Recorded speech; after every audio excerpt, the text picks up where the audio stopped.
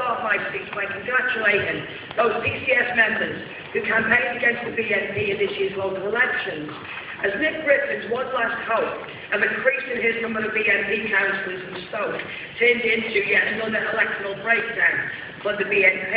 They went from 5 councillors before the elections and no councillors afterwards.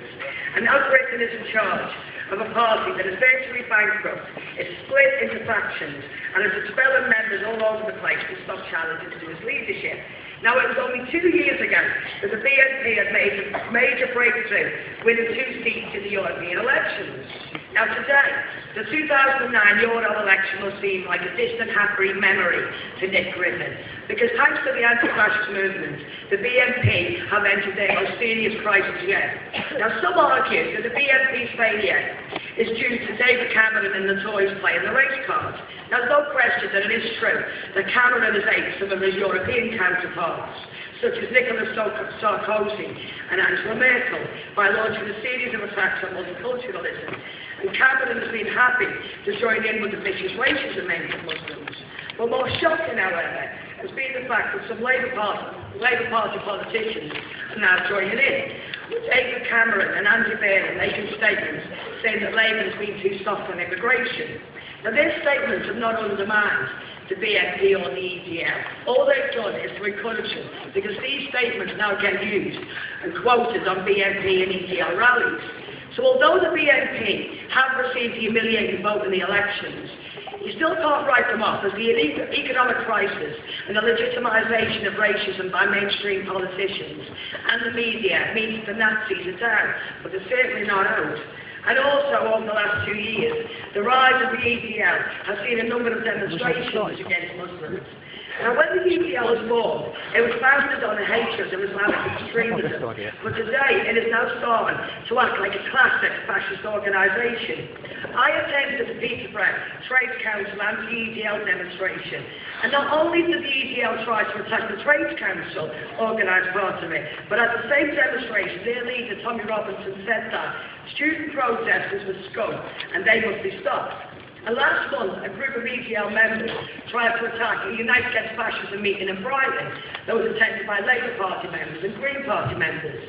Now, there has been a call to get the EDL banned, but this motion is arguing against it because, unfortunately, historically, when the state is given the power to ban political organisations, it has tended to concentrate on banning left-wing organisations rather than the right.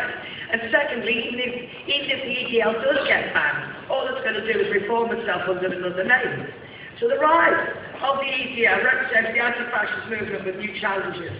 And first of all, it's vital that we continue we defend multiculturalism against Cameron's attacks, and we have to make a principled stand against Islamophobia. PCS, alongside other anti-fascist campaigners, has taken a leading role in working in local communities to stop the far right. And the reason that the BNP did so badly in Stoke was because North Staffordshire campaign against racism and fascism, UAS and Searchlight, have been opposing the BNP in that area for many years.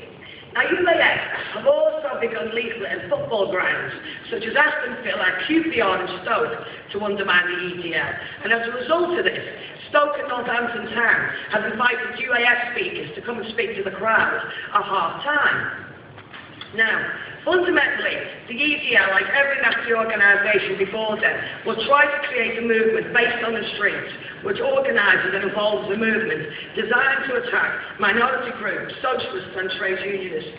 And this is basically why this group cannot be ignored.